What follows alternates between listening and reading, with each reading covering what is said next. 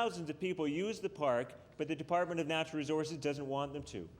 Now, this problem was only exacerbated after Hurricane Juan because, as there was throughout much of the rest of Halifax Regional Municipality, many trees came down in the park. And ever since then, Mr. Speaker, the park has been officially closed.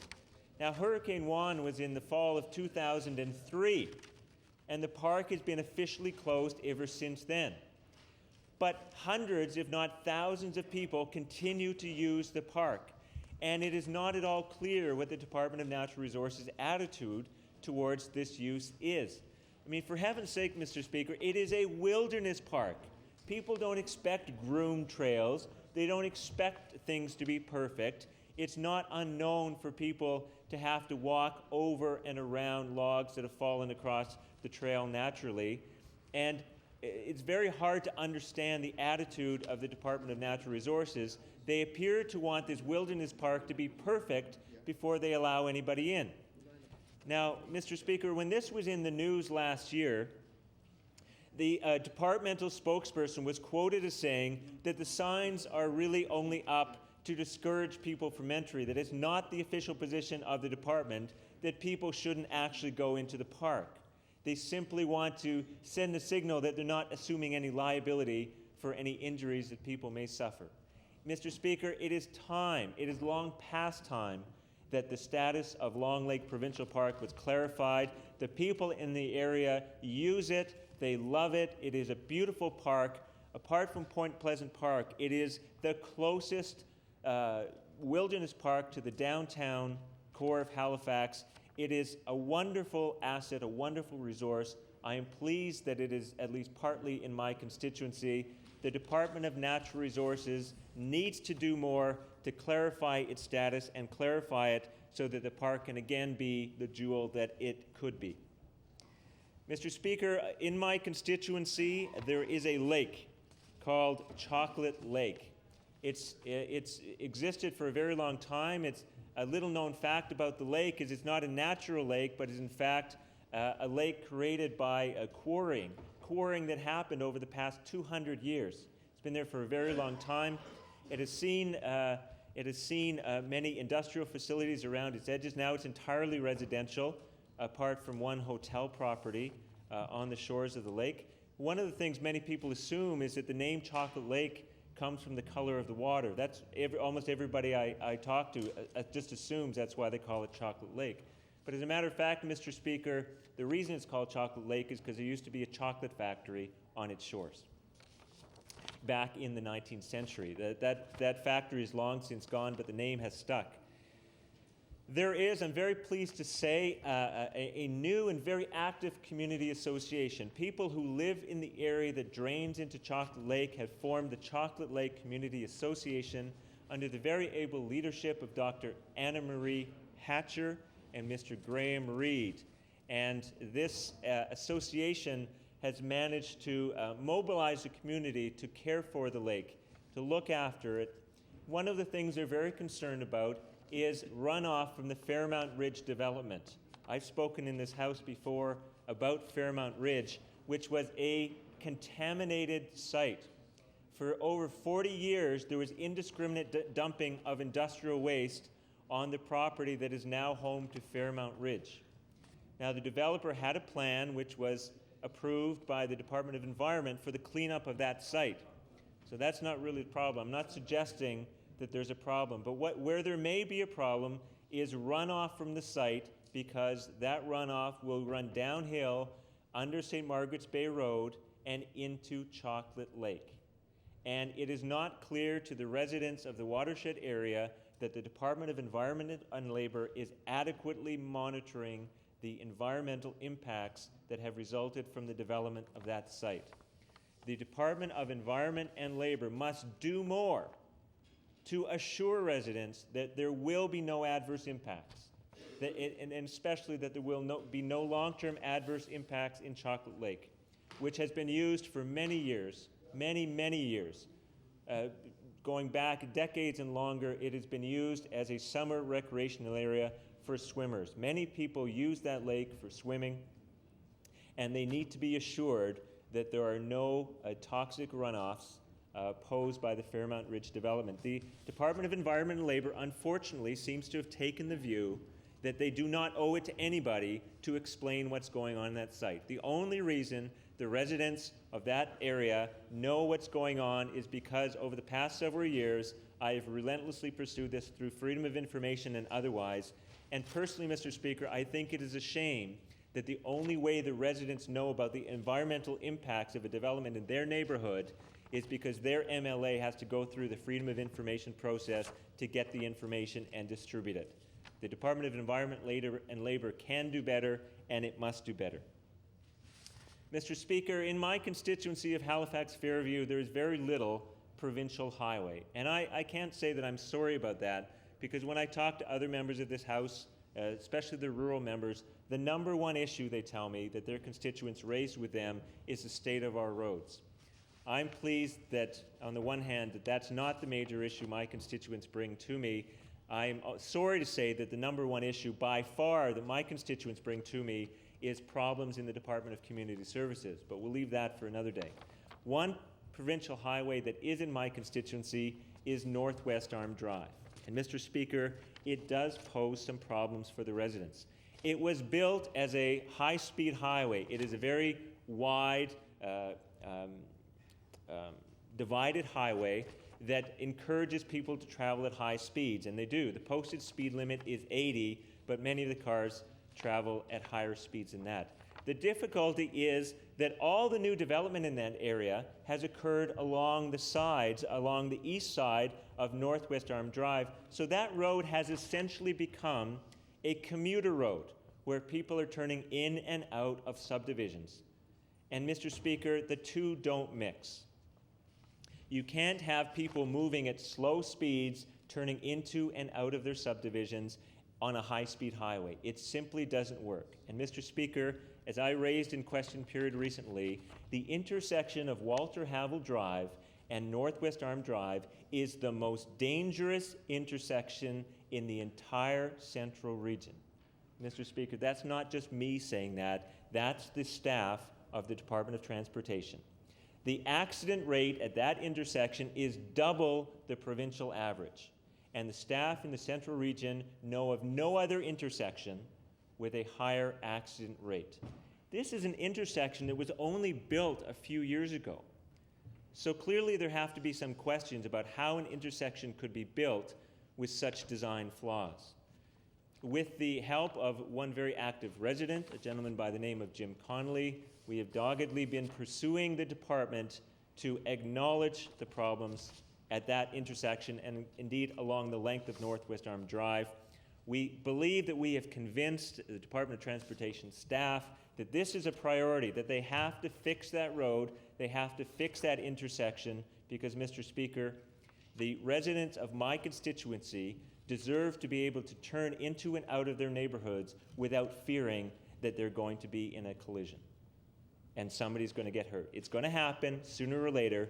Something needs to be done quickly. And what we need to find out during the estimates debate is whether, in fact, the department's own recommendation that this be a priority item to be fixed has been funded in this year's budget.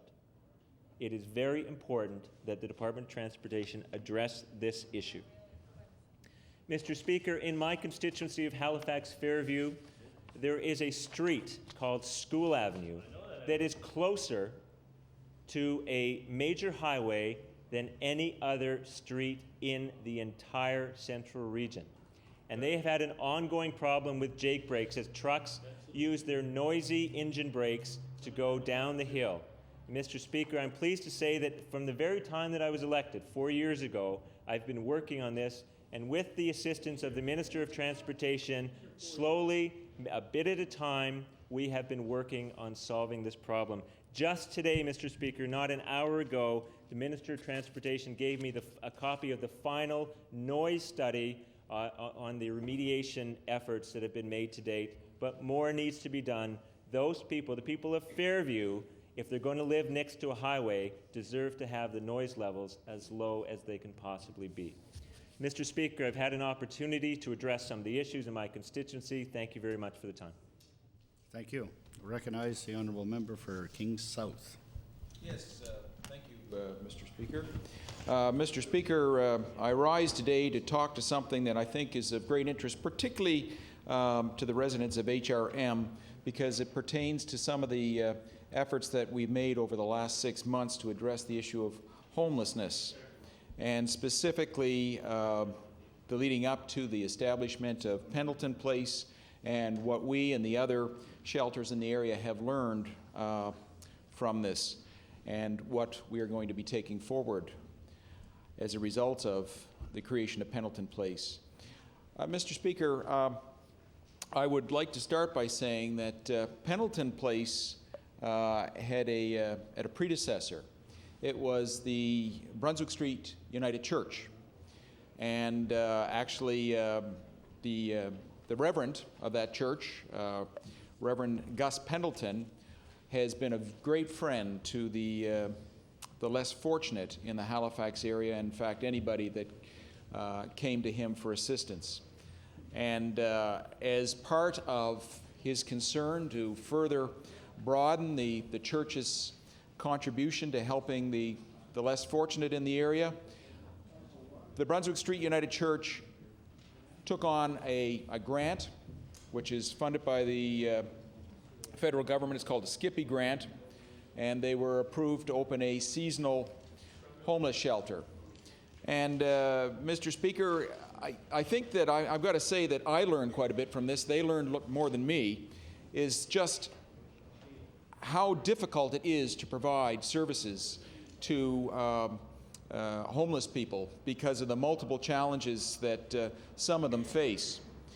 And speaking with one of the people that was involved with putting on this program at the Brunswick Street United Church, she indicated that they did have difficulties. They were not anticipating some of the challenges, the behavior challenges from their guests, and that they would not be prepared to offer that service again.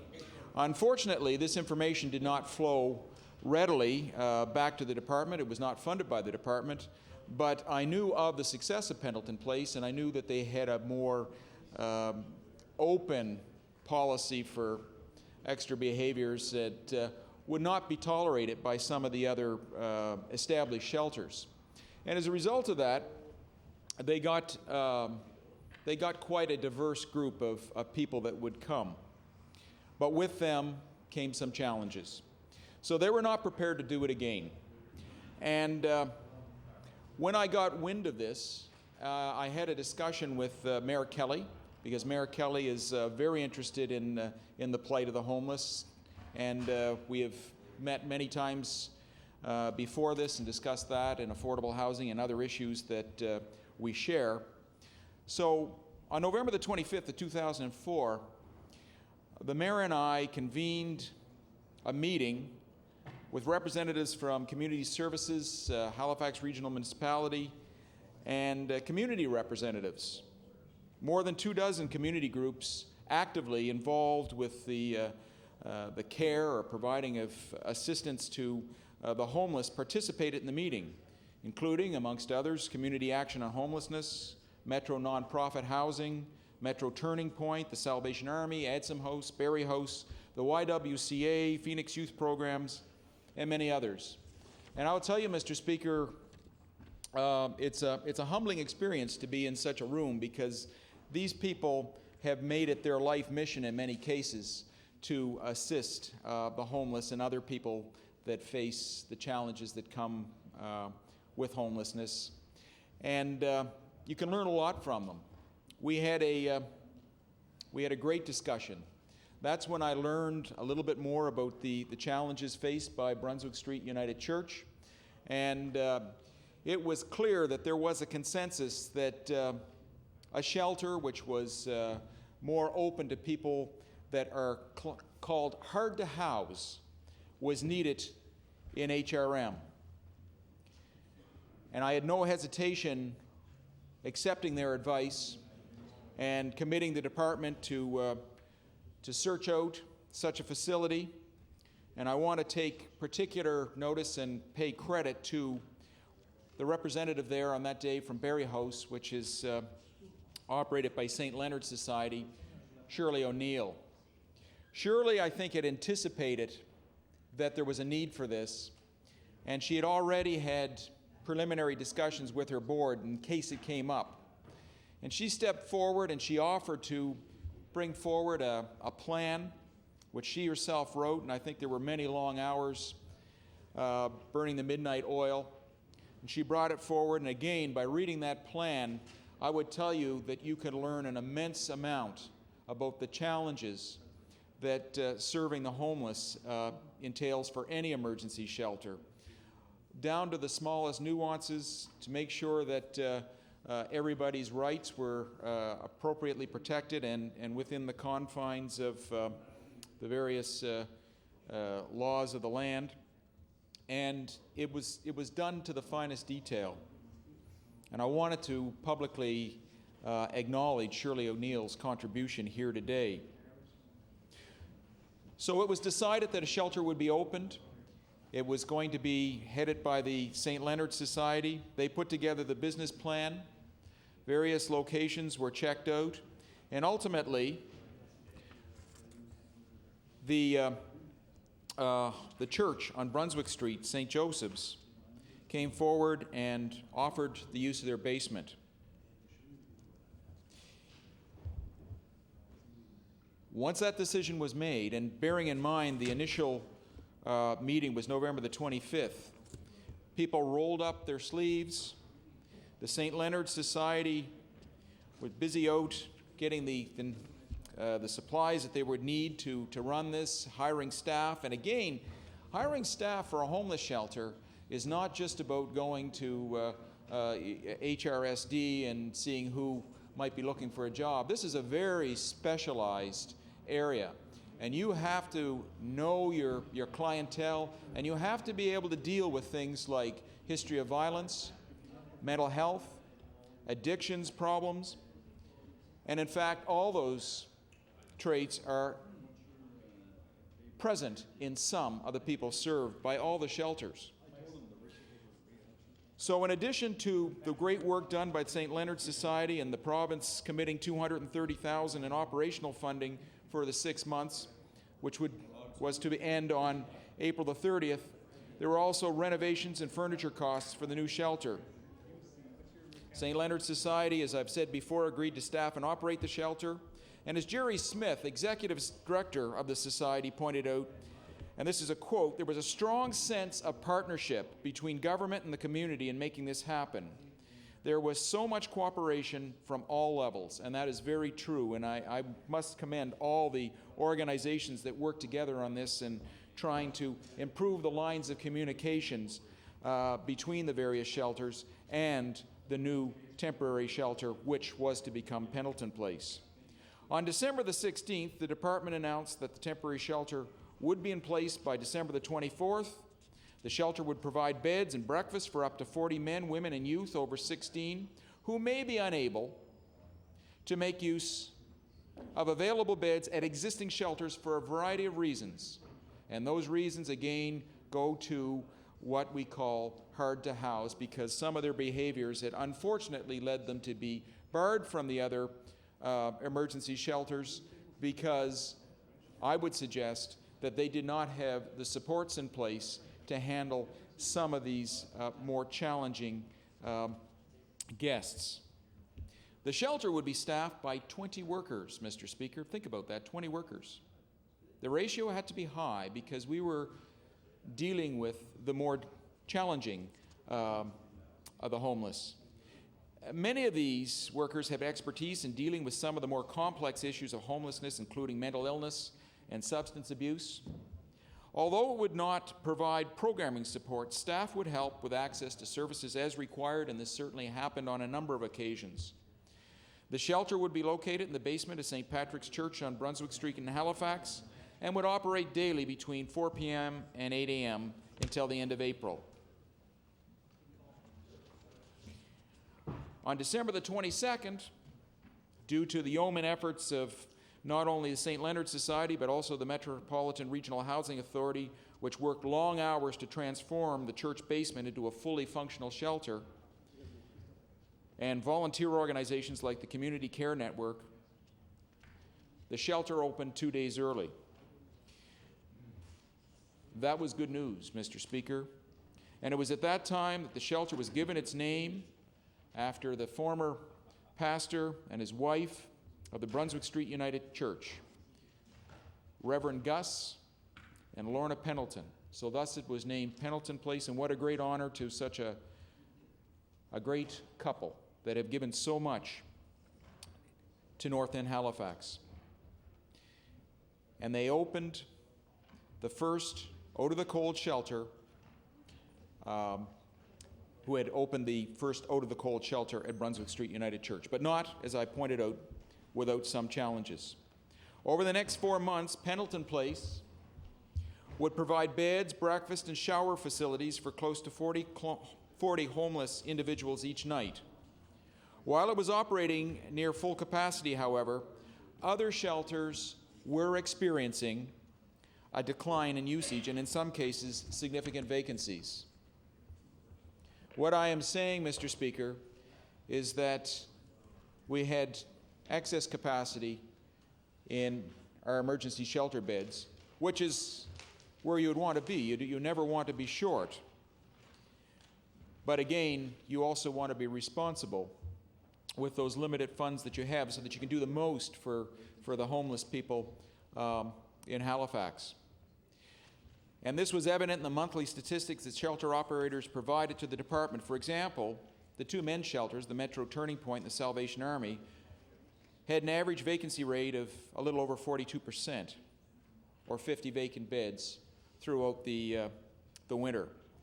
The women's shelters, Barry House, Adsum House, and the YWCA, had an average vacancy rate of a little over 52%, or approximately 25 vacant beds. Phoenix House, which is there to serve youth from age 16 to 24, had an average vacancy rate of about a little over 9% for young males and a little over 16% for young females.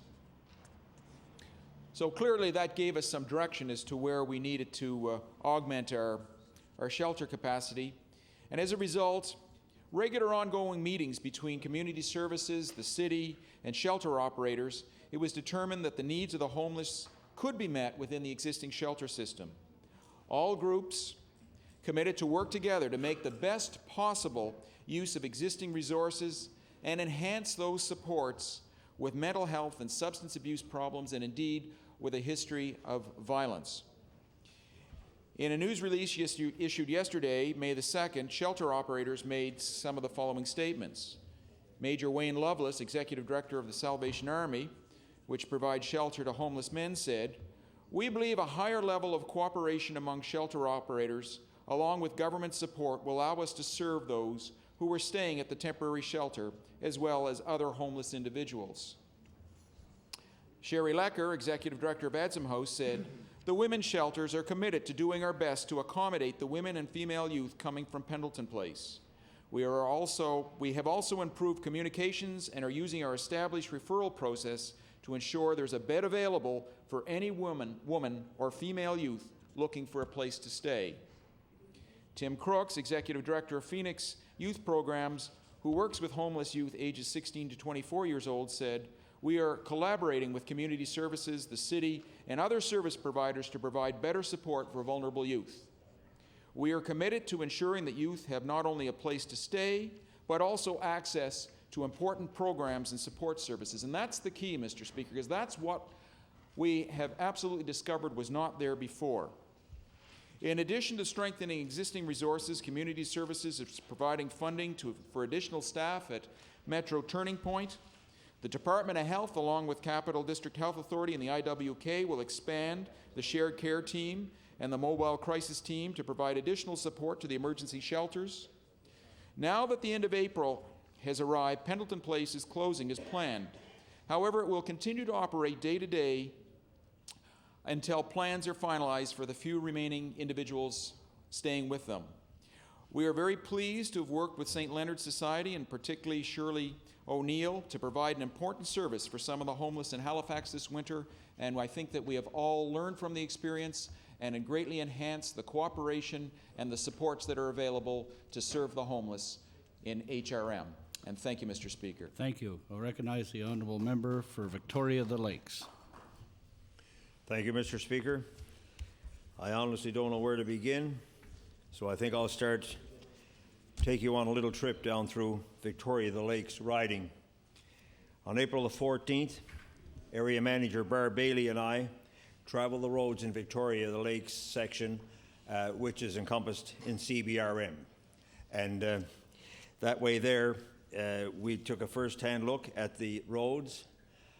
Mr. Speaker, one road in particular, all of them were in bad shape pretty well, but one road in particular was wheel rutted so bad I took the opportunity to put a 2x4 in the back of my truck and take a measuring tape and put the 2x4 across the wheel rut and measured 6 full inches of depth, and that wheel rut runs for in the vicinity of close to 1 kilometer on both sides, both shoulders of the road, Mr. Speaker, and that would take a tremendous amount of asphalt just to bring the wheel rut up to the level, far greater expense probably than before it could ever be paved under the RIM program. That was the 14th. We traveled up Route 223, the backbone of the island, through Georges River, Scotch Lake, French Vale, Leaches Creek, Upper Leaches Creek, right through the Grand Narrows. Now, Mr. Speaker, just recently, as yesterday, I was informed by a resident who lives on the 223, and I have reported previous times of people with broken belts. Then it escalated to people breaking rims, valuable aluminum rims, $500 each rim. And yesterday, Mr. Speaker, the resident bottomed out in one of the ruts in Route 223 and completely tore the oil pan off the bottom of the engine of the vehicle and left them totally stranded with no oil in the vehicle, and they had to just stay there until somebody came along and helped them out. So, Mr. Speaker, that's the condition of roads, that it's pretty well the norm in most of the areas that, of Victoria the Lakes. On the 15th, the following day, with the area manager Charles McDonald from Badek, we concentrated on the roads in Victoria the Lakes north of Smoky. And we traveled down there, Mr. Speaker, and I cite the fact that we talk rural economic development, we talk different things for rural communities. And I look at the plight of the ski hill, the highest hill in Nova Scotia to ski on, and yet, Mr. Speaker, the road to approach it is in deplorable state. How can you expect people to damage their vehicle to go on a pleasurable skiing trip? They're just not going to do it. But, Mr. Speaker, these two area representatives, I must say, were very cordial, and I realize after traveling with them, they're doing the best they can with the limited, extremely limited resources that they're given. And my biggest compliment must go to the workers. To work under such trying conditions, to be cut back into the bone and giving very little to work with, and when they have a situation that needs immediate repair, they must rely on workers from different depots to get a crew large enough to go out and resolve the problem. So, Mr. Speaker, when you hear a report to the Department of Transportation that, oh, well, Mr. Sampson, we'll put that into the claims division. Well, I inform the resident, and the resident is very satisfied, calls the claim division. I've investigated that, Mr. Speaker, only to find out that nobody has ever been paid a claim from the Department of Transportation in the area that I represent. Mr. Speaker, we're seeing contracts come forward yesterday, today, and probably there'll be some more called for tomorrow. Not contracts, but calling for tenders. And this is May. They'll be still calling for tenders in August. They'll be awarded in September. We'll have contractors scrambling between cold, wet weather in October and November trying to complete the jobs. What I suggested previously when we talk about rural economic development If those tenders were called September, October, awarded in November and December, then those workers would know, number one, that they are going back to work as soon as the highway opens in the spring. The contractor, whether he has an older vehicle, an older pavement spreading machine, he now knows that he has 1, 2, maybe 3 tenders that he has won, and he can plan for the future. Planning is the ideal thing here, Mr. Speaker, because what has to happen is that the contractor is now confident he can afford to invest in upgrading his equipment. The workers know they're going back to work, therefore they're not fearful, and they will spend the extra dollars on their family and in preparation for going to work. So it adds stability to the economy, and it is rural economic development, Mr. Speaker. But when there's no plan, when you have no idea what you're going to do from year to year, that is total mismanagement. Anybody and everybody involved in economic development of any kind, in community development, in organization of any kind, will tell you that you should have a plan, a 10-year plan. You should know where you want to be within 5 years and where you definitely intend to be in 10. And if you don't have that, if you don't have organization, you have nothing. And to go back to basics, you plan your work and you work your plan, Mr. Speaker. Why would we create Road of the Week? Mr. Speaker, 75% of the calls that come into my office are about roads. After a heavy rainstorm or a snowstorm, 2 solid days after that, the calls are nothing but road related, because now the potholes are covered with snow or hidden in, because they're full of water, and the people are striking them. They can't see them in order to turn away from them. Way back when I was a councillor in Victoria County, brought up the idea of illuminating the Seal Island Bridge. I requested and suggested, when that bridge was shut down for its major infrastructure upgrade, what a perfect time to install lights on that bridge. The lanes were shut down, the contractors were there was traffic lights in place, and a matter of installing some illumination. The 3rd largest bridge in Nova Scotia, and Mr. Speaker, we have navigation lights on it.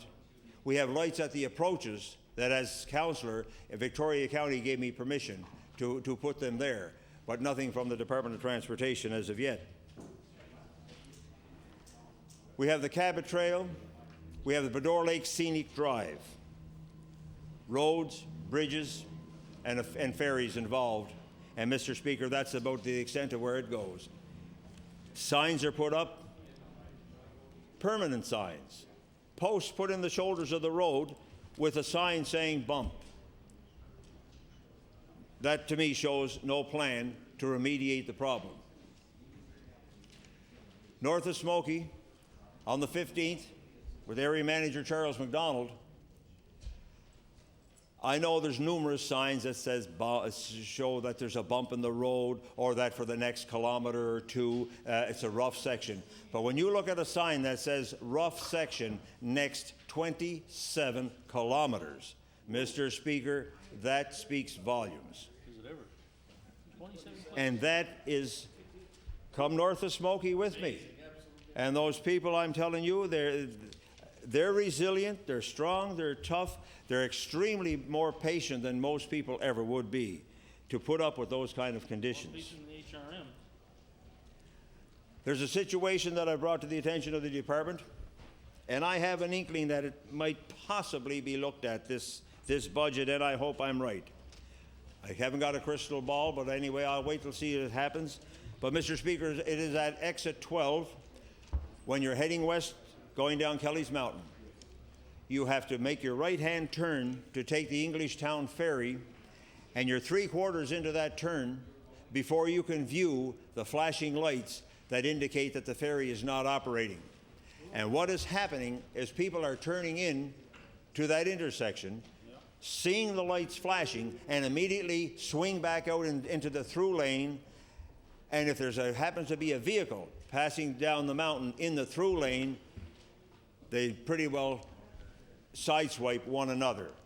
And the incidence of near accidents is escalating all the time with the increase in the traffic, Mr. Speaker.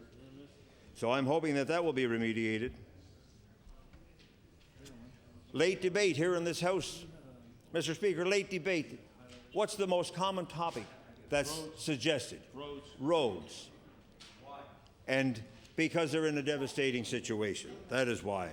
We heard the honourable member from Halifax Fairview that spoke prior to myself state that jake brakes. Mr. Speaker, I've had pictures in the paper, I've had articles, and when I say the paper, I mean the Cape Breton Post. It's my local newspaper down in Cape Breton. And I've brought pictures back from my Critic Roll trip and showed them of pictures of no jake brakes for the next mile or two or next number of kilometers. I've submitted those to the Department of Transportation. I resubmitted them the second time, and still, Mr. Speaker, I'm waiting for one small area.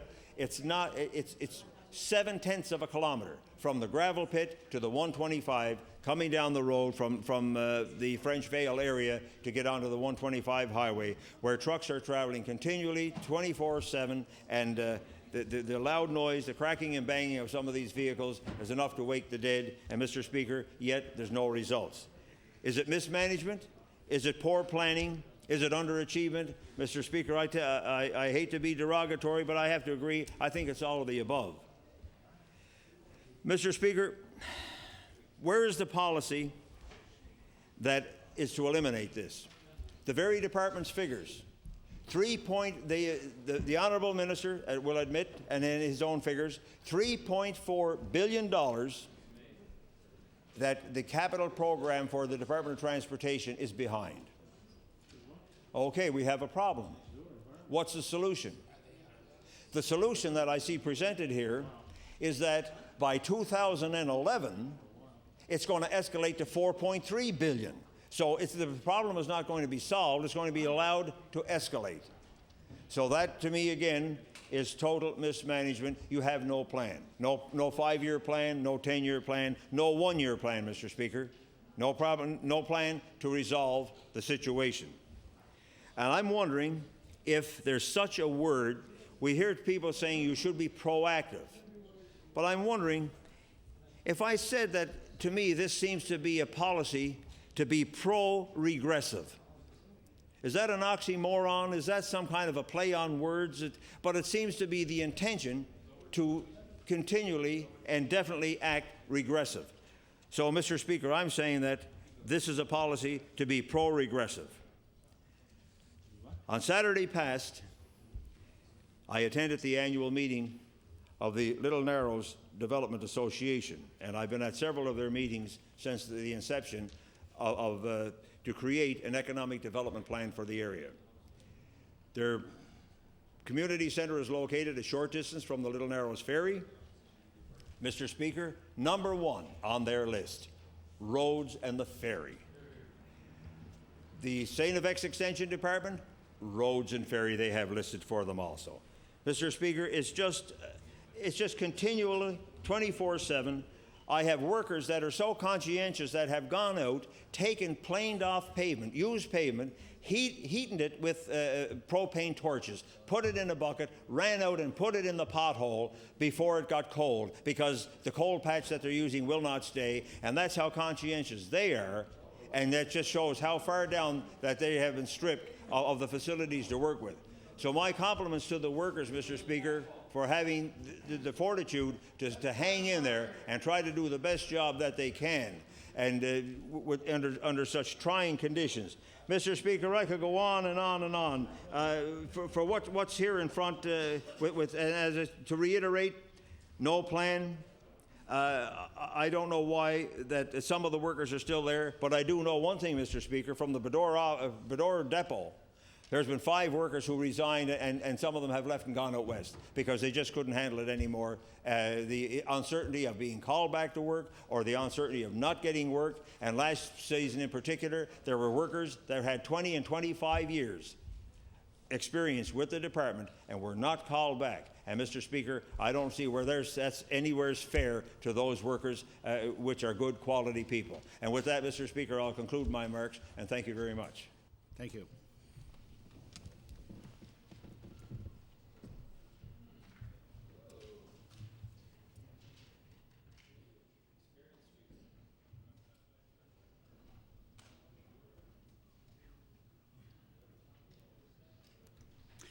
The Honourable Government House Leader. Yes, Mr. Chairman, would you please call the estimates of the Minister of Education? I'd like to call on the estimates of the Minister of Education.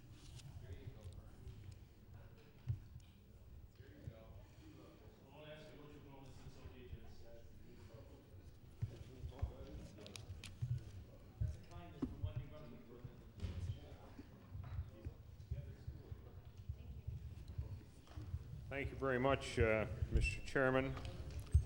Honourable Minister of Education.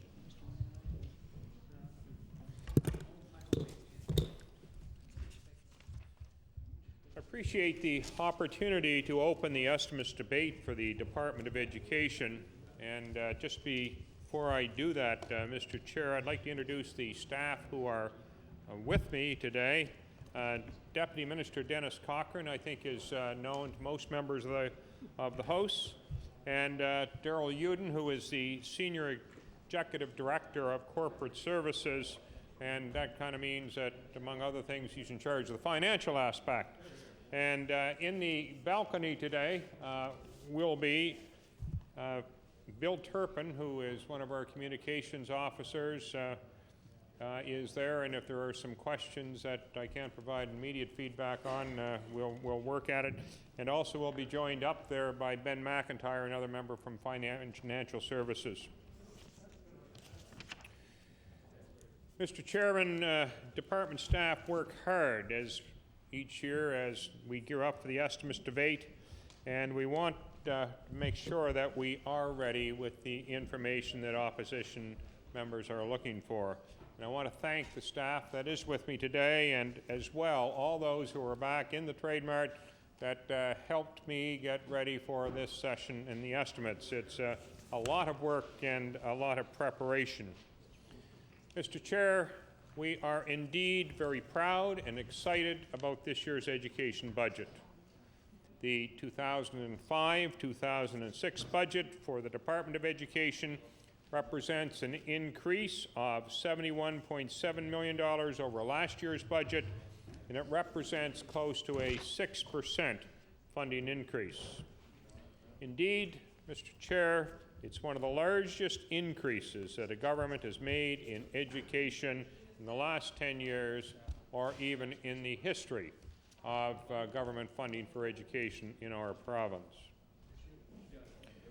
I believe the significant increase that we received this year makes it quite evident that this government is indeed making education a Nova Scotia priority. For many months now, Mr. Chair, both the Premier and myself have said that education is a priority for this government. In fact, it's the very message we delivered in February to more than 500 parents, teachers, principals, school board members, and others who gathered at CEC in Truro for our Partners Education Forum. Mr. Chair, we value our partners and the significant contribution they make to education in this province. In fact, many of the investments we're making this year are in response to what our partners have told us. I want to make it clear, providing a quality education for Nova Scotians, both young and old, is a shared responsibility. It's a job that the Department of Education can't do on its own. It's a job, Mr. Chairman, that we share with our many, many partners across the province, regardless of the level. For example, Mr. Chair, earlier this afternoon I was at a meeting in the downtown Halifax with a gathering of industry and manufacturers, Nova Scotian industry representatives and manufacturing enterprises representatives, and to talk about the needs of the manufacturing and industrial sectors here in Nova Scotia for their future training and human resource needs. It was a well-attended forum from representatives from across our province and indeed beyond, including the chairman of the Canadian Manufacturers and Exporters Association, and they were really down and at it. And my deputy will be going out around the province within the next month or two and meeting with representatives of manufacturing and other industry to, in small group sessions, to get further feedback on what we can do in the trade mart that is going to improve their ability to have the trained workforce that they need to be competitive and to continue providing jobs for Nova Scotians in the future. So I say education is a job that we recognize we can't do on our own. It's a job, Mr. Chair, that we share with many, many partners across the province. And it's also a job, Mr. Chair, that we share with the members opposite. And that's why these estimates debates are so important, because the estimates debate provides a chance for all members of this legislature to be accountable. The government has to be accountable for the money it spends on education and to be accountable for the quality of education services that are provided to Nova Scotians. And the members opposite must also be accountable. They must be accountable for the quality of the questions they ask on the floor of this House.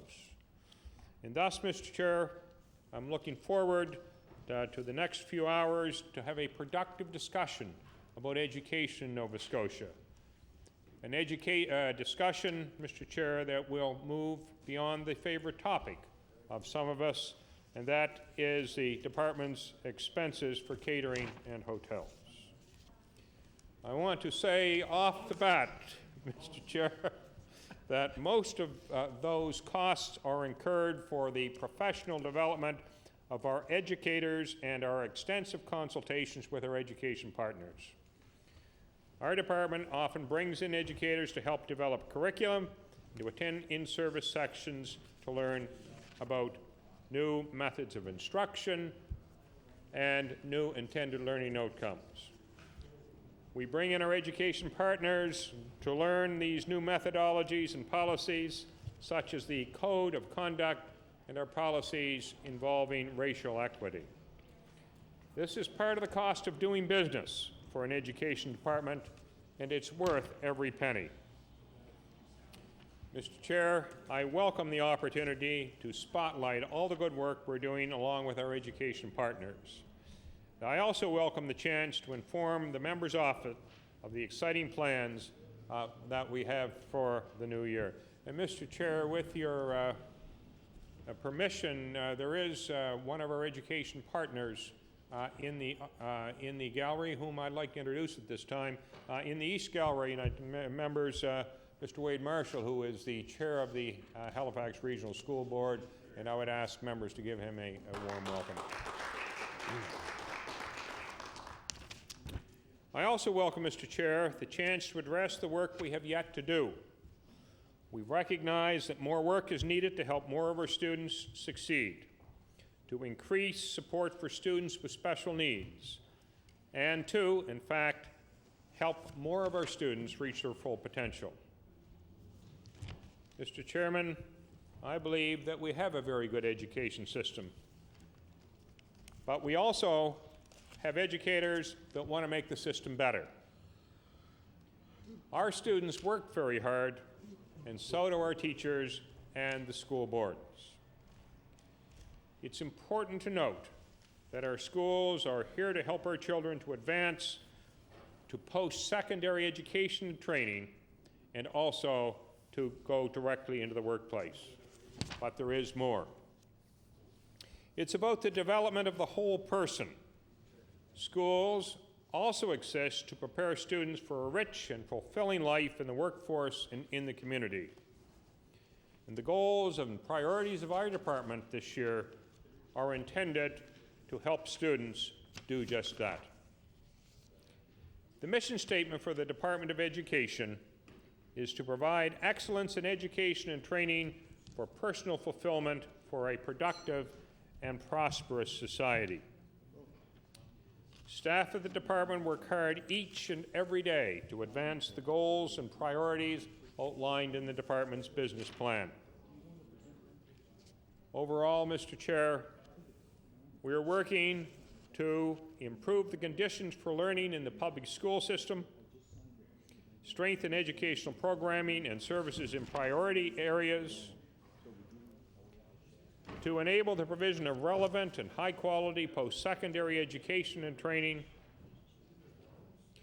to foster access, equity, and diversity through and within education and training, and to promote healthy, active learning communities and families, to develop a skilled and adaptable workforce, and to strengthen accountability and governance, resource investment, and utilization and reporting of results. Staff at the department have many responsibilities above and beyond what's reflected in our business plan. And I want to take this opportunity not only to set the stage for the new year, but to thank staff for all of their hard work and for the solid contribution they are making to help more Nova Scotians reach their full potential. Mr. Chair, I'm confident that this indeed will be an exciting year in education in Nova Scotia at every level. It's one that will see us work more with parents, teachers, students, school boards, business, universities, community college people, and the many other partners to better ensure that students graduate with the highest quality of knowledge and skills. Education is this government's priority. Our budget increase of close to 6% means new programs for students and help for the school boards to manage their cost pressures. Improving children's math and literacy skills remains a priority. Mr. Chair, we're putting more money in public education at a time when enrollment is declining. For example, the enrollment decline in the Strait Regional School Board was close to 15% between 1998 and 2003. Enrollment in the Halifax Regional School Board has declined by 3.7% during that same time period. We're making a significant investment this year to build on the success of Learning for Life with a new multi-year plan for the next wave of improvements.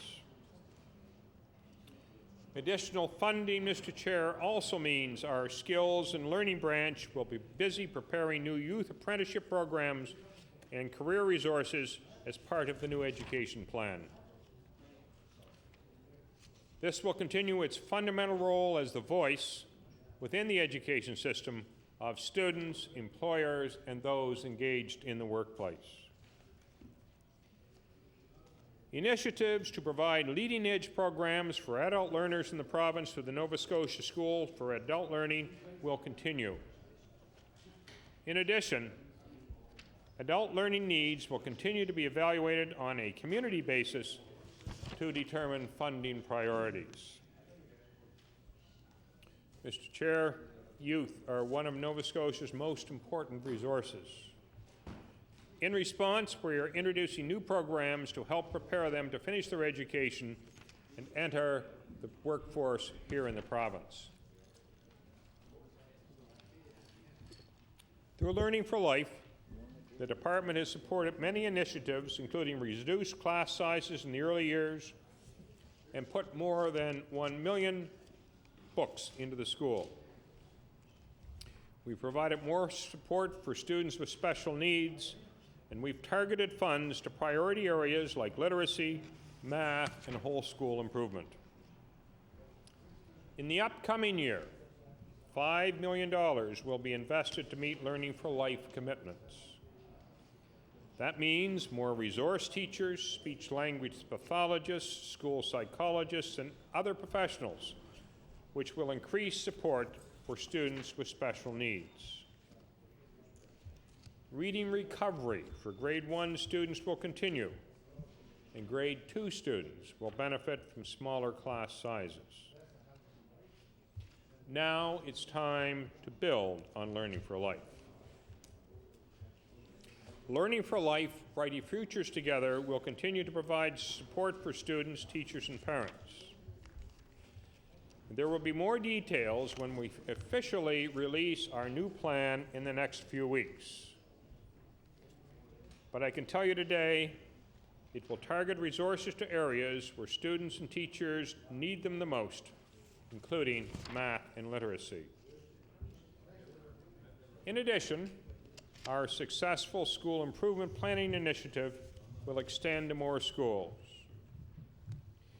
We will couple with supports to help principals and teachers focus even more clearly on student achievement. We will introduce programs to help students who are not succeeding in school and to support healthy lifestyles. The current student assessment program will expand over time. The department will invest $21.4 million in new funding in 2005-2006 as part of this plan. Brighter Futures Together has 6 main themes. 1, raising the bar, which sets higher standards for learning and teaching and recognizes achievements both in and out of school that contribute to a student's education.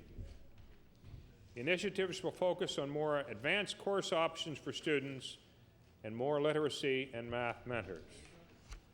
The funding is $4.5 million. 2, closing the gap recognizes that some students need additional or different supports to succeed in public school. It will focus on helping students stay in school and will make more use of community resources like cooperative work placements.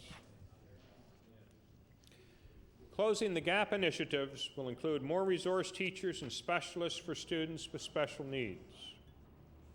There will also be more textbooks, more support workers for African Nova Scotia students, and new resources for Mi'kmaq students. And, Mr. Chair, enhancing school libraries is also part of the plan, and I know there is at least one member on the opposite side of the House that is smiling when he hears that. The funding is $9 million. Developing healthy and active learners recognizes that schools have a role to play in promoting healthy, active living for students. We are partnering with the Office of Health Promotion and others to put into place initiatives which include support for breakfast programs, new physical education programs with more teachers and healthier eating options. And I would like to recognize my colleague, the Minister of Health Promotion, and his staff for working so carefully and so supportively with the Department of Education staff in this area where we have a common interest. The funding is $1.7 million. Providing time to teach and to learn is the 4th initiative principle, and it recognizes that students need to get a good start in early years, and instructional time has to be structured to ensure students have more time to learn and teachers that have more time to teach. Initiatives will include expanding the smaller class size initiative and piloting the pre-primary program. The funding is $4.6 million. Measuring and reporting on success is the 5th principle, and it supports the importance of making sound educational decisions based on solid information and focusing on continuous improvements for students, classes, schools, school boards, and as a province. Among the initiatives, Mr. Chair, we'll be expanding student literacy and math assessments to grade 3 and continuing to report to parents in more detail. The funding is $1.4 million. The last of our principles is strengthening partnerships for students' benefits. And it recognizes, Mr. Chair, as I said earlier, that schools can't do it all. And it recognizes the role others have and the valuable contributions they can make in helping students succeed. Our partners include parents, school advisory councils, other community organizations, businesses, other departments and agencies of government, to name a few. And our goal is to have everyone working together with student success as the #1 priority. The funding to enhance this partnership is $200,000. And what this collectively represents, Mr. Chair, is more than $21 million in new money for primary to grade 12 students. And it's all provincial money, Mr. Chair. It doesn't include $1 from the funds that will flow to school boards from property assessments. Mr. Chair, this funding is above and beyond an investment of $28.9 million we are making to maintain the current P-12 system. And this, of course, includes funding for wage increases, benefits, pensions, transportation, and P3 lease operating agreements. It also includes funding to help our 8 regional school boards to manage the cost pressures, including rising energy costs. The increase also covers the $1.9 million in additional funding that goes to the Halifax, Cape Breton, Victoria, South Shore, Tri-County, and CSAP school boards in response to the proposed new funding allocation formula prepared by Mr. Bill Hogg. On that point, Mr. Chair, I want to remind the members opposite that we remain committed to developing and implementing a new funding allocation formula for school boards to ensure fair, transparent, and equitable funding. And staff will be beginning to meet with school boards this month to get additional feedback and input. The province also remains committed to ensure our students learn and our teachers teach in safe environments. And more than $55 million will be invested this year on construction of 13 new schools. 4 of these schools, Amherst Elementary, Cumberland Elementary, Barrington High, and Hammond Plains Elementary, will open in 2005-2006. The remaining 9 schools, St. Pat's, Queen Elizabeth High, Western Halifax Regional Municipality, Western Halifax Regional Municipality High,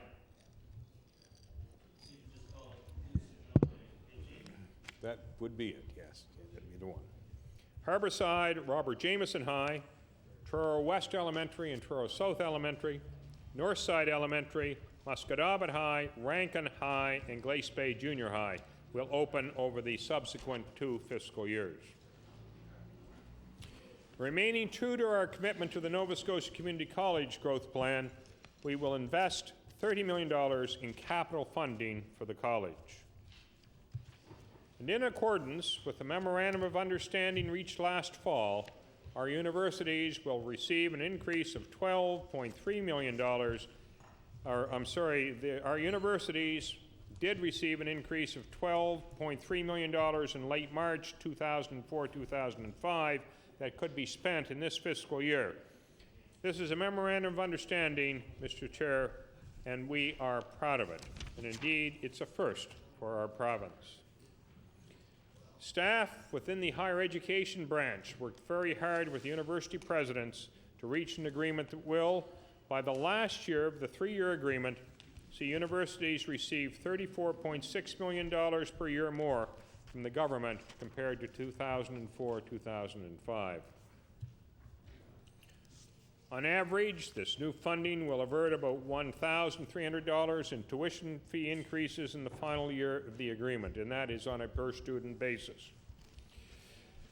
This is a substantial investment by the people of Nova Scotia in their students and in their universities.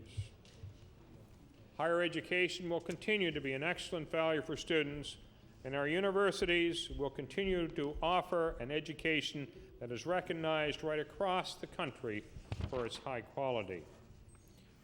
Indeed, Mr. Speaker, I was once again at lunchtime able to remind other Nova Scotians that the quality of our undergraduate university in this province is second to none in our country. Under the Memorandum of Understanding, universities will have available funding of $224 million in 2005-2006, which is an increase of about $12.3 million or 5.6% over the previous year, $235.7 million in 2006-2007, an increase of $11.7 million or 5.2% over the previous year, and $246.3 million in 2007-2008, an increase of $10.6 million or 4.5% over the previous year. This is an increase, Mr. Chair, of $71 million from a low of $175 million that we started where we began after the 1997-98 fiscal year.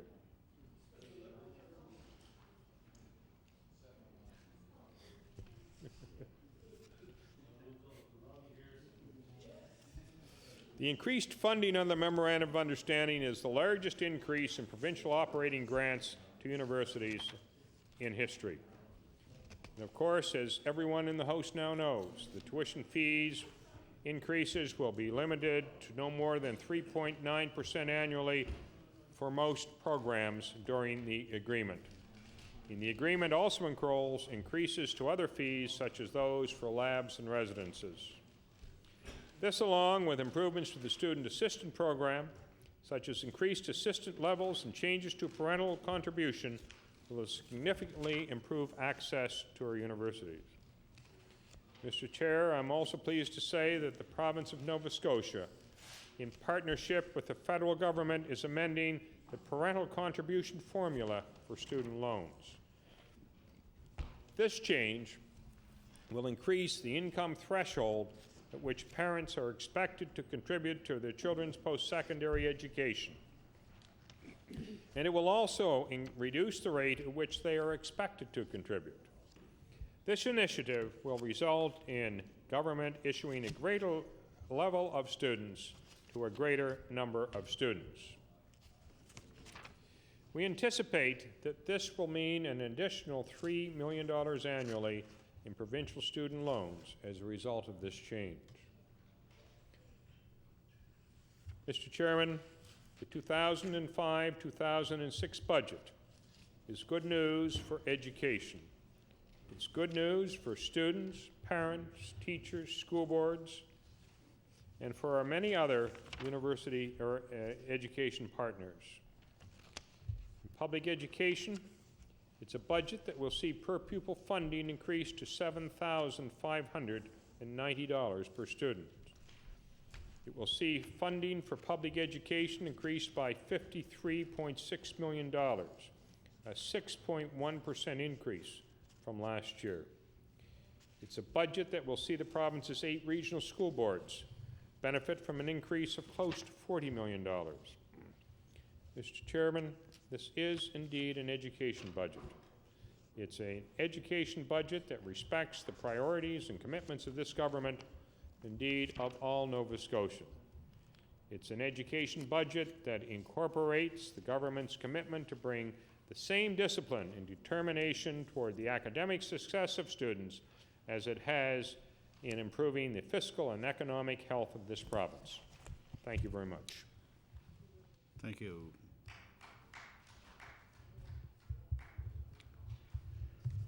I recognize the honourable member for Timberley Prospect. Thank you, Mr. Chair.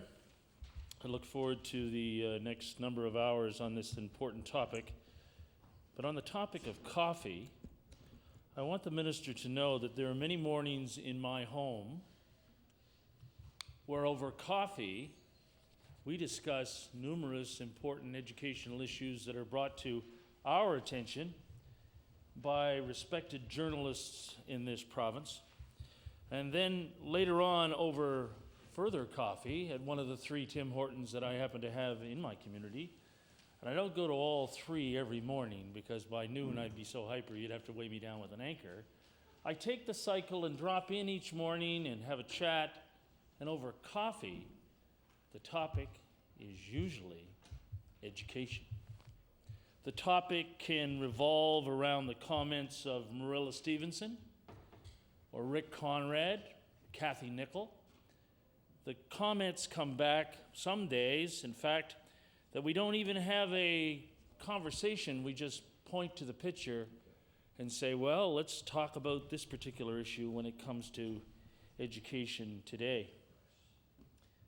I want to point out, first of all, to the minister that there are some steps in the public school system that this department and this government deserves some credit for. The CEC experience in probably the best high school in Nova Scotia, although I'm sure that Ames and Charles Sirtwell probably still have them ranked at about 40th. But then again, Ames has never been in the school gym. They've never heard or seen the musicals. They don't understand that about the school system. And I'm proud to say I was the one, along with some other members of my caucus, that made that congratulatory note to Ames because of their very positive work that was made here a number of days ago. But I want you to know that that experience at Cobequid Education Center was an excellent step. And the consultation that's following up and the involvement of the partners in education is something that has been long in the making. Any additional dollars are of some consequence, for sure. And it can't be all done at once. I mean, I've been in this house, and I know the minister has sat on this side for a session or two, and we've dealt with previous governments. And I know the members of the third party will be concerned about this. But I'd like to clarify something with the minister and the deputy, because it was actually your deputy, Mr. Minister, who clarified something for us as we were attending. And the deputy minister kept saying, Bill, this is not a press conference. This is not a press conference. It was an announcement that there was finally an agreement with the P3 developer. And there was some very positive news that day that arrived. But as we broke to have, because in advance, we had the opportunity to sit down with the minister and his staff and look at some of the details. Your deputy said, and I wouldn't quote him directly, but the message was, it was a familiar one, you know, and it was directed, I would assume, primarily to me, because the new education critic for the Liberals at that stage was there without staff, completely on her own, on one of the most contentious topics that this previous administration ever had to put up with. And I want to tell you, she earned her stripes that day, to her credit. But let me tell you, and it was a moment where I stopped and I said to a couple of people who were there from our caucus, what was this all about? The message was this: Bill, be careful what you say, because there's been times in the past when there's been the possibility of defamatory comments being made and possibly being sued. Now, I am not in the comfortable confines of the legislature where we have some immunity, but let me tell you, I talked to the lady who's in charge of communications for us, Barbara Modi, and I looked at Barbara and I said, what's that all about? I have to be careful now not to make sure that I point out that George R. Moyen has benefited immensely with these developments and went into a community and destroyed it and then walked away and in return gave us turkeys. I can't say those things outside this house. I can't say them in the Trade Merit building of the Department of Education. That was basically the warning that I was given. But then, Mr. Minister, in came the media. And the media were there, and there were cameras and microphones, and as you well know, the minister said it probably a number of times to me privately and once or twice publicly, there's not a microphone or a camera that I don't like. But let me tell you, there was one camera there that I found offensive. When I began to realize that there was a person in that room with a handheld camcorder, and I began to say, now, which particular media outlet is this guy with? And then I began to realize that that person was there because he had been sent by the private developer to capture the comments, to capture the exchanges that took place. It would seem to me appropriate, Mr. Minister, that that particular gentleman either should have been identified to us publicly who he was, or he should have been asked to leave. And I'd like to have your comment on that suggestion. Thank you. The Honourable Minister of Education. Thank you, and I appreciate the kind comments that the member opposite made about the Partners Forum, and as kind comments, and by the way, I would not at all argue with you about your comments about CEC. So there may be others, like my colleague who from down in the valley, from Kings area, that has some fine schools down there, but I must say that I do think CEC is not a bad institution, and I think Ames greatly erred in their assessment of that institution, if the truth be known. Anyway, you had asked a little bit about the conference, and we were talking about the agreement that had been reached with Scotia Learning about the resolution which prevented the arbitration of 3 preschools, and suggested that there was a person there with a camera who was not a regular not a regular member of the media. I agree with the honourable member that probably it would have been better had that person identified themselves and the purpose for which we were there. However, it was an open press conference, and I guess if somebody can move the camera, I would have, quite frank, I wasn't particularly impressed with that, if the truth be known. Thank you, Minister. The Honourable Member for Kimberley Prospect. Thank you. It was threatening to a degree, not that I haven't stood up to a bully or two before, but you know, when you come into your particular department, I mean, and I understand there's renovations going on there, and that'll be a question later on that I'll be interested in. Perhaps you can, when you come into the Trade Mart and you have the opportunity to go to the Department of Education, that wonderful receptionist that's there, if she could have maps available to show our way through that rabbit warren, so that I can at least, although I usually get escorted in, on the way out, there's many times where they just say, "There's the door," and they don't say it in a positive way. But let's clarify the fact that should there not have been some kind of check-in system so that at least it would have been able, I could have asked, a member of the caucus staff from the NDP could have asked, who was that person? I mean, in terms of a name tag or security badge or whatever. I believe that considering where we are in education in this province and some of the issues that we have to address, that it would be appropriate that that particular person should have been identified to all of us present, so that we would have been made aware of the fact that he perhaps could have had a microphone stuck in his face by a member of the media saying, "So you're here representing the P3 people, what do you think of these sort of things?" Because the answer, of course, would have been no comment. That particular young man would have been there just doing a job. Mr. Speaker, or Mr. Chairman, I'd like to move on from that topic unless the Minister wants to make a further comment. I saw that he began to stand in his place. I didn't mean to think that I was going to... it was uncomfortable. It was something I didn't feel very good about. And the next day, it was a conversation that we had in a number of places in my community when it comes to the fact that I want the P3 developers to know that I own nothing. My wife owns everything, which might be good or it might be bad, but let's be clear on the fact, sue away. Because as far as I'm concerned, it was a rotten deal. It was a deal that had to be improved. It was a deal that we were stuck with because there was politics all over it. And because of that, we have at least got some things settled, and it's important that we just move on. And I know the members from the third party would love it to move on, but they're not going to soon forget the fact what they stuck it to for years.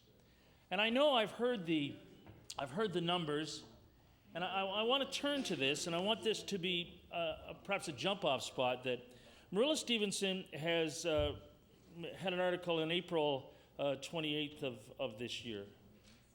Yes, the 28th. Money for education should be kept in perspective. And I'm fully aware of the fact that how badly we were treated for years under the Liberal administration.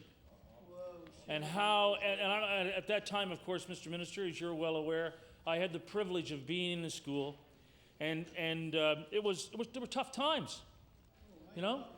John McEachran was floating around the province with all the answers, and then he never even had the courage to run in the election where we would have kicked his butt. I don't know if that's appropriate, Mr. Chairman, but kicked his behind. But, you know, here we were, and then we went into a minority situation, and again, they put it to us in education.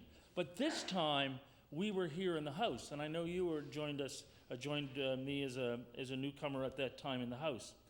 And there have been numerous dollars that have been brought forward. Now, we can debate the amounts of dollars and where they are, and we'll take anything. You know, I hear school board people say, this is wonderful, this is wonderful. This is crumbs from the table. We've still got a long ways to go. I'm not saying these millions are crumbs. We'll take them. But Miss Stevenson quite correctly puts it in place when she says, and if you excuse me if I get in some good light here, of a little more than 10% of all that new money into the public school system in this province. 10% of the new money goes to education. So I can ask the minister, how can you still call it or believe that this is an education budget when Ms. Stevenson says that only 10% of the new money goes to public schools? Thank you. The Honourable Minister of Education. I guess I could perhaps make a bit of a comment that sometimes I wish I was a columnist, then I could be correct in everything that I said and wrote. I think in that particular column, if I'm not mistaken, that with no reflection on the author of it, but there were a couple of things in there that were we had to clarify, and we did actually clarify it, and I believe she may have recognized that in a subsequent opinion piece. But if you take a look at the amount of additional dollars, and going back to the comments that I made in opening them, you know, if you don't want to accept perhaps the word of the department, and I understand that having been on both sides of the House where you might prefer, I would refer you to some of the comments from our partners, including the School Boards Association, and I believe that their comment was it was tremendous news. The representatives from the community college and the university sectors, which are our other two partners, recognizing the additional dollars and the value in the need for that dollars and how it would address their needs. So let's forget about what the Department of Education and the Minister of Finance said in his speech and what I said, and let's go to these outside agencies who are the recipients and you know, use the money which the public provides for them for our young people, and let's take them and say, okay, you know, politicians spin things, but let's take the outside objective view, which would say that yes, this was indeed a very good education budget. Thank you, Minister. The Honourable Member for Timberley Prospect. Thank you. Although I must point out that there was an excellent, on the topic of journalism, and as a father of a young journalist, I want you to know there was an excellent series of education articles that were in the Herald over the last week. In fact, even the last columns that were put forward where the minister was interviewed in a question and answer was interesting that morning as my wife and I shared a coffee and looked at the fact, now here's an in-depth chance to really understand what the minister was all about. And some of those topics I'm going to come to later. I would credit the journalists involved for at least recognizing the fact, the importance of the public school issue and making sure that it's on our breakfast table every morning when we can have the chance to look at education as a think piece, whether we agree or disagree with them. But let me tell you, There was one particular day where I found the daily news hard to digest. It had nothing to do with who was writing. It had nothing to do with what the topic was.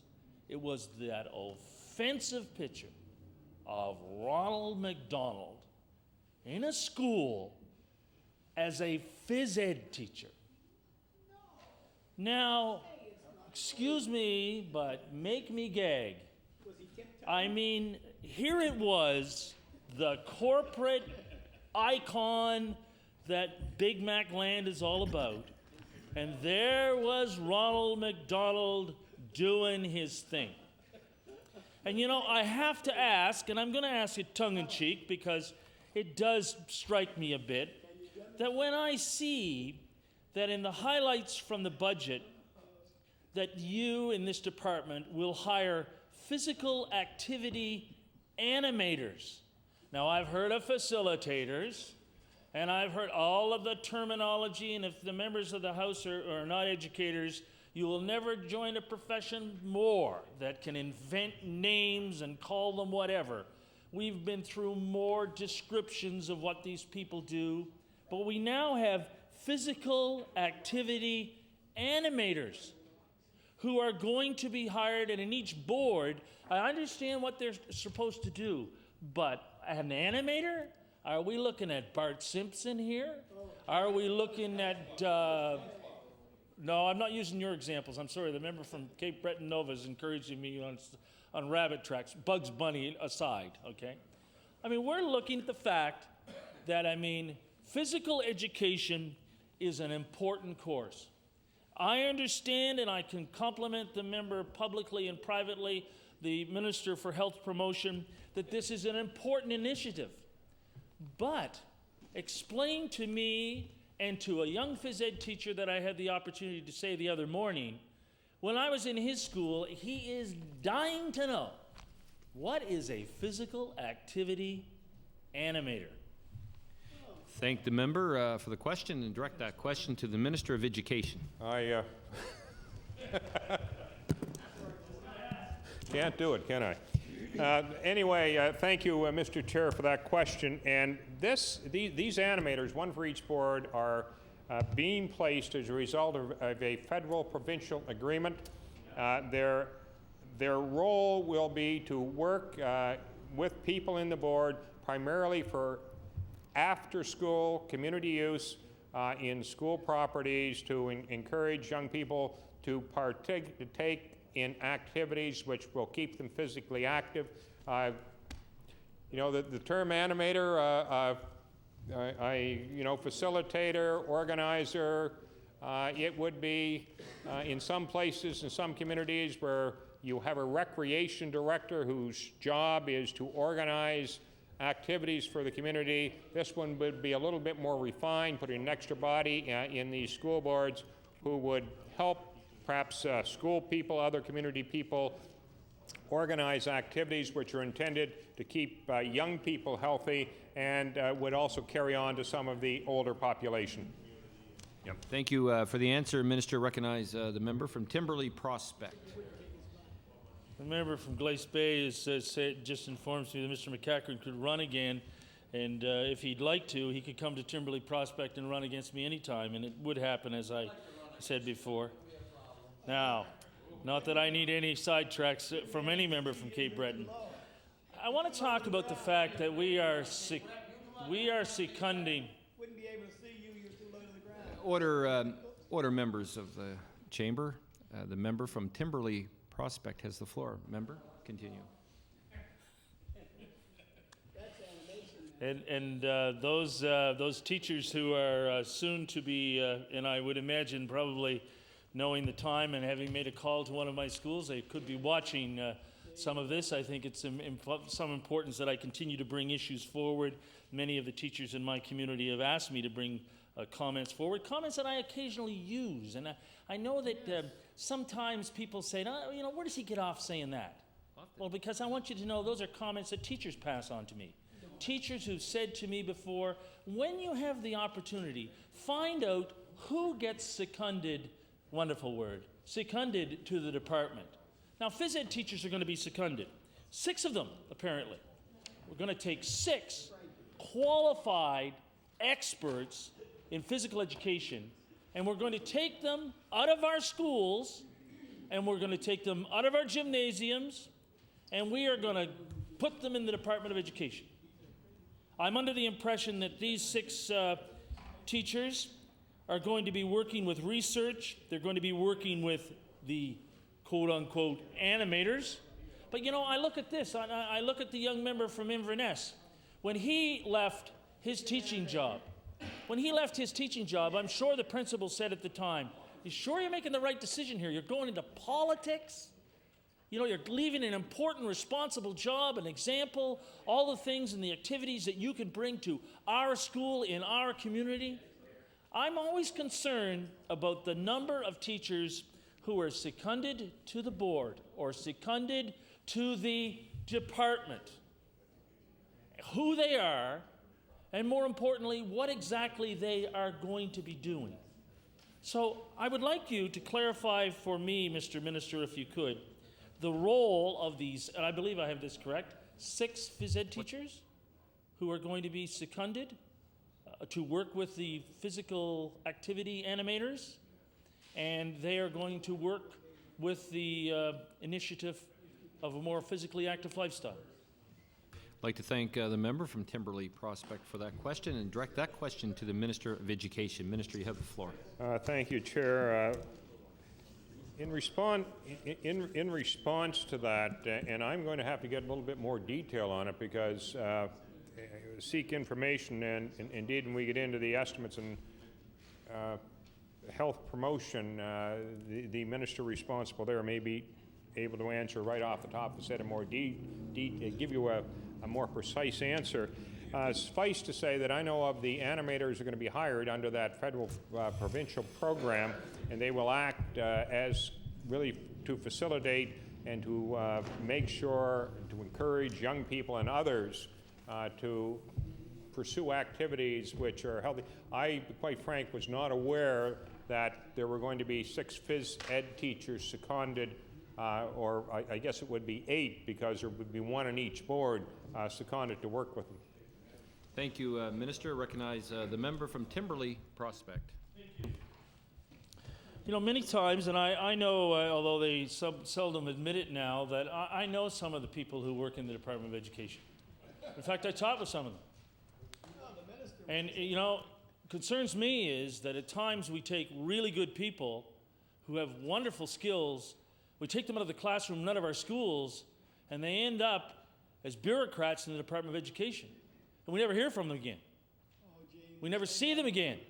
They buy in on the system. They go as risk takers with all kinds of ideas. Yet once they're there, they seem to lose that little edge that made them so successful as classroom teachers and as school administrators. But, you know, that's an opinion. I know some of them will speak about again when I'll get a nasty email from, or perhaps it'll be on Halifax Live tonight, that's a comment that's unfair. But I want to point out to the minister, maybe he will not share this, but it's something that I would like to ask the minister at this time. Do you believe, Mr. Minister, that there is a disconnect between the Trademark Education Department officials and classroom teachers in this province? Thank you for the question. Direct that question to the Minister of Education. Minister? I think I can honestly report, and having been at a variety of levels, that the connection between the field and the department has never been closer than it is today. You know, we obviously, when we wish to bring somebody in for a specific task for a term period, we want the very best people that would be willing to join us. And we second quite a number of people, and these secondments are generally of a short term. Now, we do have a certain number of staff who are there sort of as core staff, but whenever we have a priority in a subject area for the public schools, normally we will bring in a person who is a recognized leader, because so much of what they will be asked to do will be working with their former public school colleagues, either in the development phase or the implementation phase. And I really mean it, Mr. Chairman. I say that, there are no question in any organization there will be times when people in the field will say, well, you're really not in tune with what we're doing, but I can think back for my considerable experience in education. I don't think that there has ever been a closer relationship between department officials and those who work directly with the students in the public schools. And whenever I attend meetings with our partners, this is certainly the message that I'm receiving as minister. Thank you, Minister. The member from Timberley Prospect. Thank you, Mr. Chair. I'd like to bring some examples forward, if I may. And I have the permission to use at least one teacher's name, a retired teacher's name, that believes that there is a disconnect, that there is a real concern about what's happening, if I can use that expression, in the trenches, in the classrooms, as opposed to somebody, their words, the ivory tower at the Trademark Building. Now, recently I used the term, and I heard from people from throughout the province. I heard from people in Amherst. School teacher called me from Amherst one Sunday evening. In fact, we had a long conversation, because he's from Amherst and I'm originally from, I was going to say that neck of the woods, but that's not the appropriate expression, that region of Nova Scotia. He had no problem finding my home telephone number, as most Nova Scotians don't. And he called me and he congratulated me on saying, "You're quite correct. Junior high is a curriculum wasteland."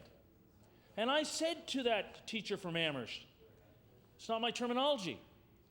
I actually wanted him to know that there is a teacher that I'm proud to have said that I taught with.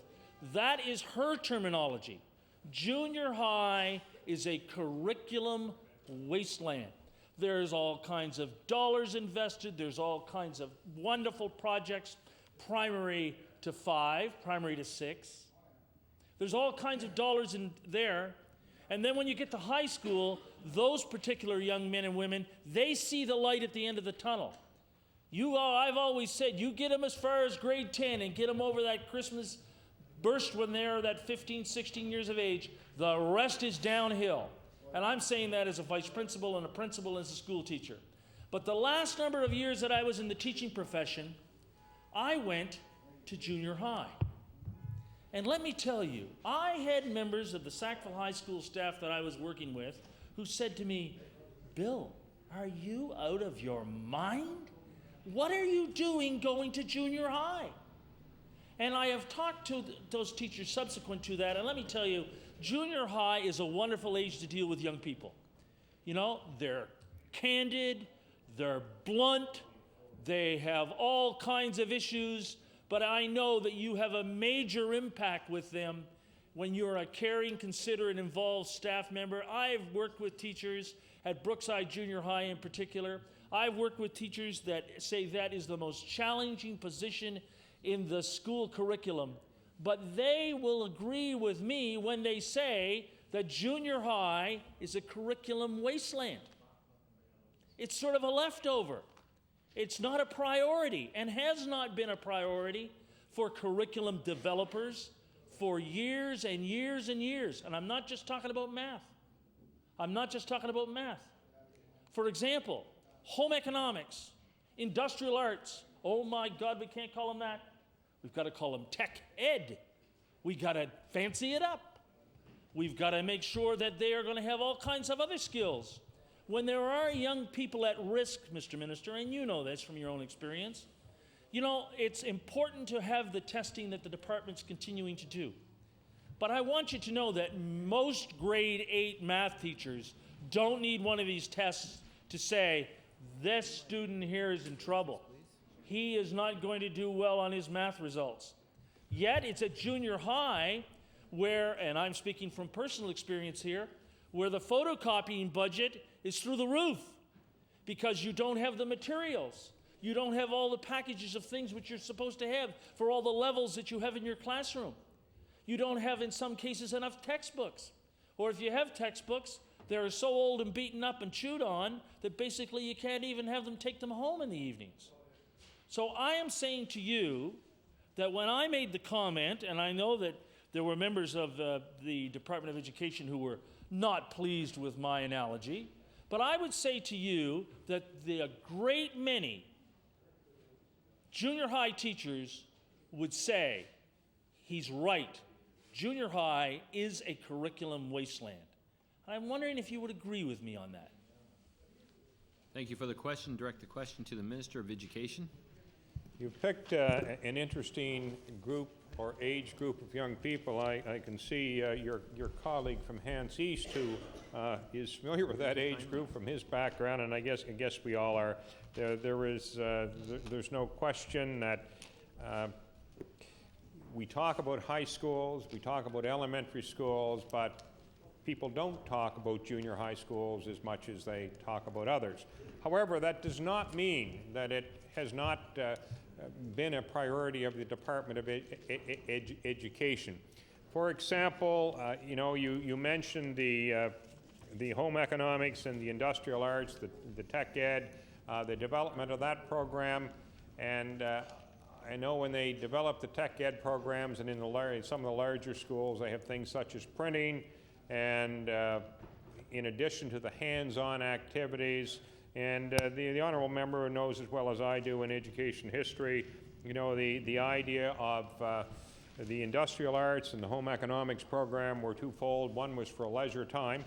A person could have a hobby, and as well as when it was developing back in the turn of the 20th century, it was talking about we were not quite as technologically advanced. Now that's comparatively, maybe we were. Depends where you are at a spot in time when you're talking about technological advancement.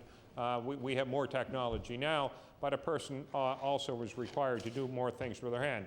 Similarly, with the home economics program, where there was a lot more clothes made at home, a lot more meals prepared at home, and the roles of people in society were somewhat different than they are today. So those programs, which were very good programs, people would argue that the changes in those two programs basically reflect changes in society. In other words, they have changed to respond to the different situations we find today that when we found 100 years ago, when those things were developed.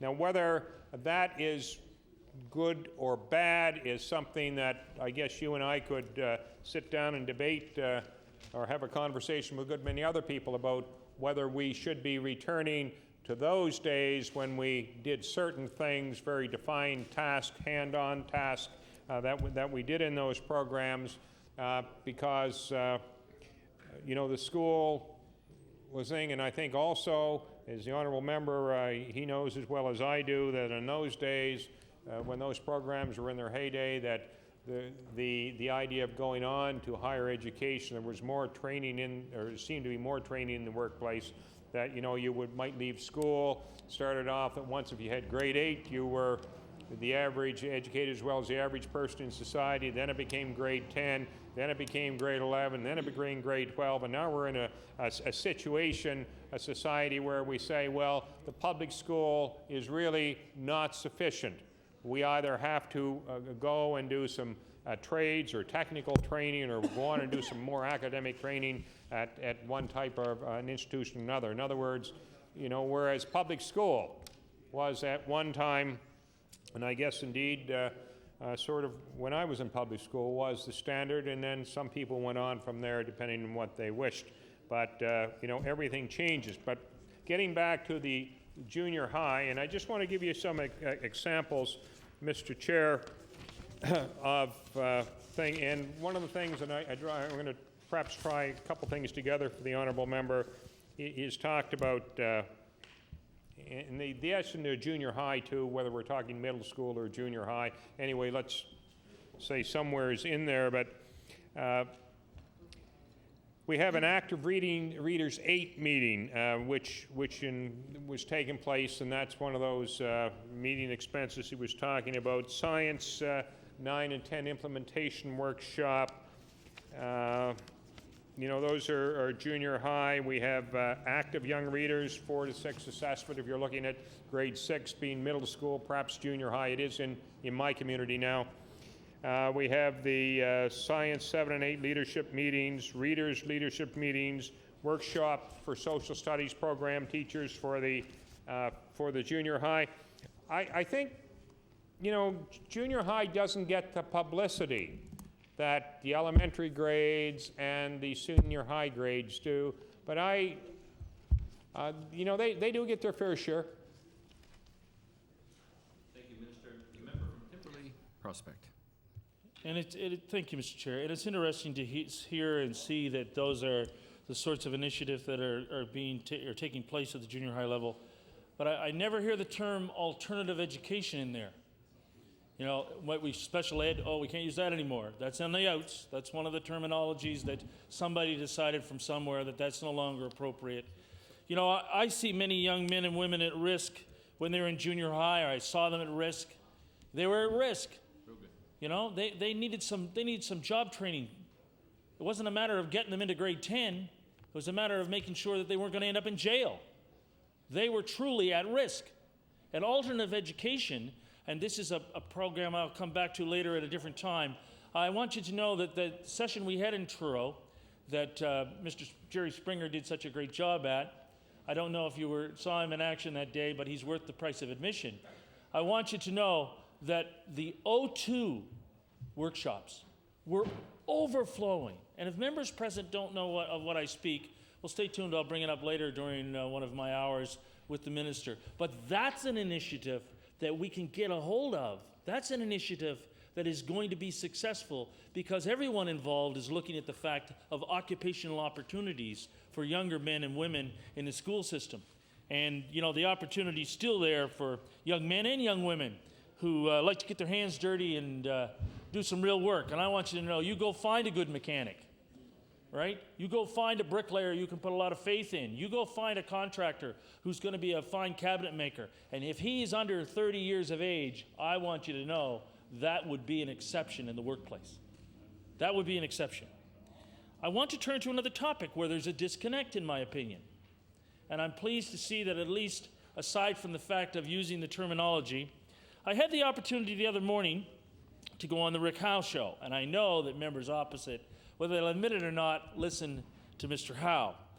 That morning, Mr. Howe had a guest on with me, and the guest was a retired math teacher who spent 33 years teaching junior high.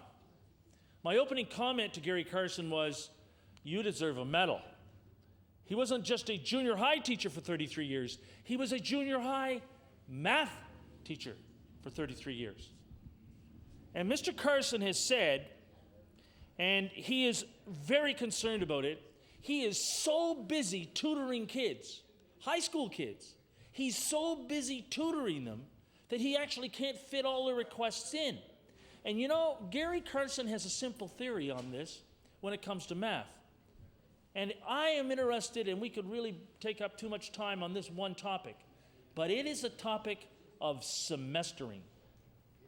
Semestered math students and how they do as opposed to those math students who take math all year long. Now, I can remember the bill of goods that we were sold as school administrators all about the positives of semestering. Timetabling, more intensive learning, all kinds of better uses of your staff. Those arguments have put really the math results in this province in jeopardy, in my opinion. So I'd like to ask two questions. The first is, has the department looked at the difference between semestered math results, and I'm talking those notorious, unfortunately notorious, grade 12 math results, and math students who take math year-round? That's the first part of the question when it comes to semestering. And secondly, is it not really a positive initiative if we're going to listen to teachers who have huge concerns about semestering, that the department look into this whole issue and get back to the various boards around the province on the fact that maybe we better rethink what semestering is all about. Thank you for the question. Recognize the Minister of Education. Minister, you have the floor. Semestering is an interesting topic, and I'm going to perhaps give shorter answers to his questions in ahead. You asked, let me say, the way semestering is set up in the province and the way the high school program is set up in the great majority of schools now. Trying to think of the best order to make my comments. Let's start off the comparison of results, and you mentioned mathematics semestered and non-semestered schools. To be quite frank, there has been no official look at that. I mean, I've looked at it personally because I was interested in it, and the best results that I saw, and somebody's probably going to stand to correct me in this, were from semestered schools, but there are more semestered schools than non-semestered schools. Secondly, there is the provision, particularly in the grade 10 math, where schools are encouraged, if they so wish, to make grade 10 mathematics and grade 10 English to make them year-long courses. And I mean, that would be, I guess, easy enough, or would be possible if it was even in a semestered school, because you could effectively do half in one semester, I guess, and do half in the next semester. So it would be possible. Thirdly, my comment on that was, tell the honourable member, this was a real question for me when I assumed the ministry in the Department of Education, and I met with the high school representatives. There's a high school group of high school students, and we asked them, and they were at the stage where they had gone through both semestered and non-semestered courses, simply because of the phasing in the semestering. And basically, to a person, they preferred the semestering. So I know I've heard some of the comments you've heard from some of the other teachers. Whether it's, you know, in looking at the hard data and what students tell me, I don't think it's really cut and dried. Thank you, Minister. Recognize the member from Timberley Prospect. Thank you, Mr. Chair. I'm pleased, and I'm aware of the fact that it's important to consult young people when it comes to their education, and it's important to listen to their opinions on them. I don't always listen when my kids are teenagers to them. In fact, sometimes I insist they listen to me. I don't know whether they turned out after a while, but let me tell you that when it comes to the topic of semestering, I think that it's time to truly revisit the issue. In fact, I think it's appropriate to look at the results of semestered high schools in math. And I ask this out of interest. I don't know the answer. You're supposed to never ask questions unless you know the answer. Is CEC semestered? Thank you for the question. Minister of Education. Mr. Chair, could you ask that question for me again? I didn't pick it up. Thank you, Minister. Member from Timberley Prospect. Well, it's a personal question because I'm aware of the fact of where your children went to school. Is Cobequid Education Centre in Truro, the home of the Cougars, ranked 43rd in the province by Ames, a semestered high school? Thank you for the question, Minister. No. Thank you for the answer, Minister. Member from Timberley Prospect. And a wonderful answer. A wonderful, bang-on answer. I had been under the impression that there had been some decisions, perhaps, of what schools were going to be semestered. And you know what happens in those situations, Mr. Chair? Let me tell you. You know, the small p politics, and Mr. Marshall's perhaps still there, but the small p politics in school boards is the pressure's on the principal. Everybody's been semestered. Why don't you guys get semestered too? That's the way we're all going. That's the thing to do. And if you're the school principal involved and you have the support of your school advisory council and the support of your staff, and you put up the stop sign and said, no, we don't want it. You know, it takes some nerve to do that, to cross your board and say, we don't want it. the literature and the materials and all the arguments for. But here is one of the biggest, most established high school in this province. And in my opinion, and the minister knows this is not a patronizing comment, this is one of the best high schools in this province. And it's not semestered. And I think that would be a lesson for some of those other principals who've been sold a bill of goods and now are stuck with semestering. And it would be important for them to speak out and have their say on the fact that there are numerous arguments that are really beginning to hold a lot of water, that semestering ain't all it's cracked up to be. And excuse my grammar, Mr. Chair. Particularly in math, when math should be taught year-round. You get a kid, here's the argument, and I know the members opposite, whether they're children or grandchildren in a situation like this, he or she graduates from grade 9 and moves on. If it's a middle school, it's a different grade, of course, but moves on to high school. And he or she doesn't take math to the second semester. So he or she goes through a period of time there of 4 months, 5 months, where they're taking no math. That's at grade 10. Now, I hear the arguments, and I don't want to get overly involved in the argument of semestering, but let me tell you, if a school of the status and stature of Cobequid Education Centre doesn't have semestering, I think it would be a model case to look at, and here's an argument perhaps for an important case study. Here's to look at how CEC kids are doing, math in particular, but let's look at some other courses to be fair, as opposed to another major high school, such as Auburn, which, of course, we all know where Auburn is on the ranking. And, I know people say, oh, we never look at that stuff. You're not a teacher if you don't look at what Ames does to us once a year and the trauma they cause in our communities. I want to move to another topic, if I may. I received an email from a parent very concerned about a recent article that Rick Conrad covered in the Herald. And this is the article connection with the porn on the elementary school's computer, which sparks an internet alarm. And I don't have to get into the details. I know the minister's well aware of these issues, and this is an issue of real concern for parents. It's a concern for teachers. I know it was a concern for me because there were so many times when I would be monitoring a class or assisting a teacher when he or she was so busy with various other things. And I always sort of lived in fear of going into that computer room thinking, oh my God, they're going to ask me a question. And I can turn it on, and I can do some email and perhaps some other things, but don't ask me anything more. Young people are adventuresome when it comes to everything, but they're truly adventuresome when they get on that keyboard or they get behind the screen. I've been asked by parents to ask the minister at this time whether the department is going to review this issue, and furthermore, would there be any kind of recommendations forthcoming to school boards across the province on the concern that was brought to our attention when this young man from, I believe he's from Southdale School in Dartmouth.